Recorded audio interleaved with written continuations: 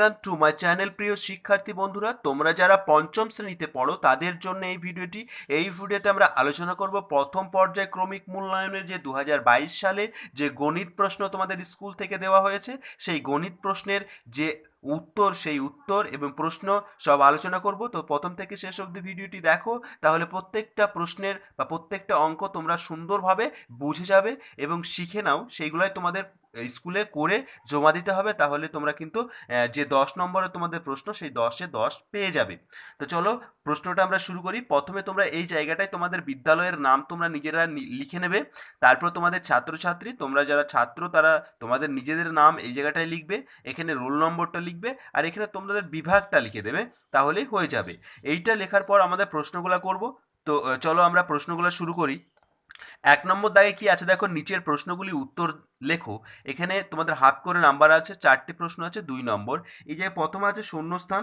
শূন্যস্থানে কি এখানে ভাজ্য ইজিক্যাল টু সমান সমান ভাগফল গুণ, এই জায়গাটায় তোমাদের লিখতে হয় ভাজক। এই জায়গাটায় তোমরা শূন্যস্থানে লিখবে ভাজক যোগ ভাগশেষ, তাহলে তোমাদের অ্যান্সার হয়ে যাবে।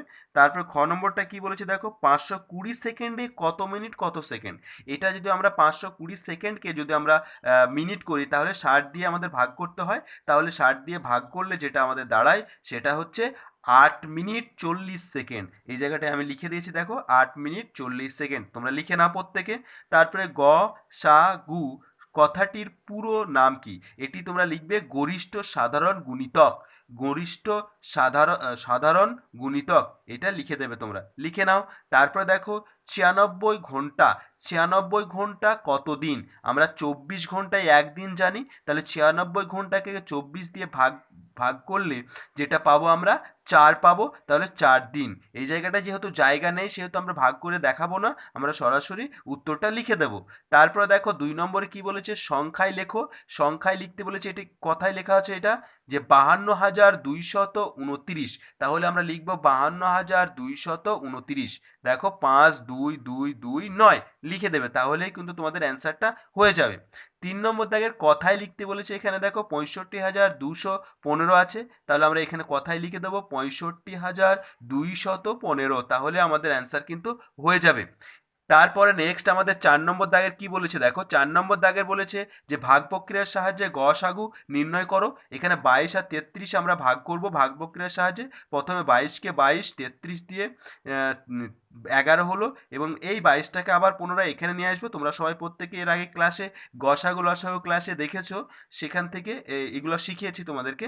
তারপরে 11 দুগুণি 22, তাহলে 11 দিয়ে মিলে যাচ্ছে, তাহলে আমাদের গসাগুটা কত হবে না, গসাগুটা হবে আমাদের 11, উত্তরটা হবে আমাদের 11। এইরকম ভাবে তোমাদের অ্যান্সারটা করতে হবে। নেক্সট এবার পরের প্রশ্ন দেখো, 5 নম্বর প্রশ্ন দেখো, যে কোনো 3টি প্রশ্নের সমাধান করতে বলেছে।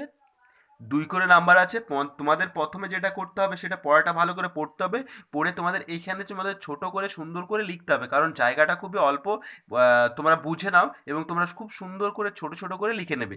কি বলেছে দেখো, দোকানদার 375 টাকা দামের 75টি শাড়ি কিনলেন। প্রতিটি শাড়ি তিনি 420 টাকা 425 টাকায় বিক্রি করলেন। বিক্রি করে মোট কত টাকা বেশি পেলেন, অর্থাৎ কত টাকা তার লাভ হলো, বেশি কত টাকা পেলো সেটা আমাদের দেখাতে হবে। তাহলে এই 75টি শাড়ি যে কিনছে কত দিয়ে সেটাতে গুণ করতে হবে, এবং কত দিয়ে বিক্রি করছে সেটাতেও গুণ গুণ করতে হবে। তাহলে এটার সঙ্গে এটা গুণ করতে হবে, এটার সঙ্গে এটা গুণ। এই জায়গাটা দেখো গুণ করে দেখিয়ে দিয়েছি। 375 সঙ্গে 75 এটা গুণ করে হচ্ছে তোমাদের 28,125, আর 425কে 75 দিয়ে গুণ করে হচ্ছে তোমার 31,875, 31,875 হলো।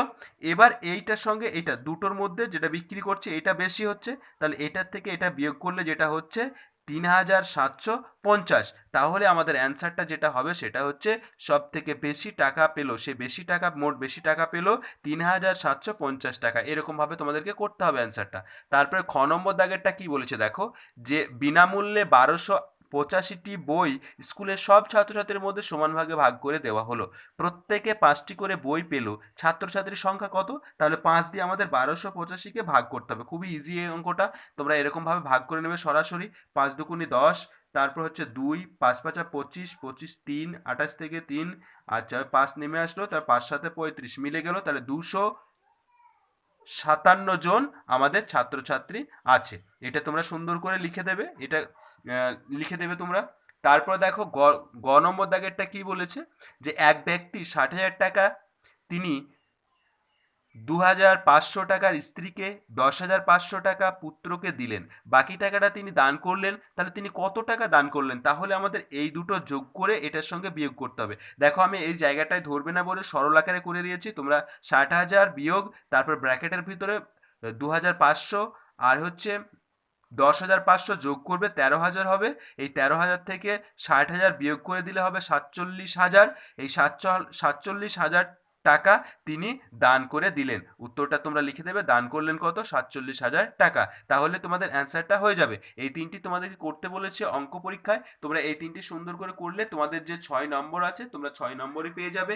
এবং সম্পূর্ণ অঙ্কগুলি তোমাদের সুন্দর করে লিখে লিখে করতে হবে, তাহলে কিন্তু একটি ভালো নাম্বার তোমরা পেয়ে যাবে।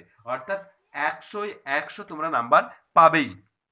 আশা করি এই ভিডিওটিতে উপকৃত হয়েছে, আর উপকৃত হলে অবশ্যই ভিডিওটিতে একটি লাইক দিয়ে দেবে এবং ভালো লাগলে অবশ্যই একটি কমেন্ট লিখে জানাবে, এবং পরবর্তী অন্যান্য ভিডিও পেতে অবশ্যই কমেন্টে জানাবে। ভালো লাগলে চ্যানেলটিকে সাবস্ক্রাইব করে রাখো, এবং অন্যান্য ভিডিও পেতে অবশ্যই চ্যানেলটিকে সাবস্ক্রাইব করে রেখে পাশের বেল বাটনটি ক্লিক করে দিও।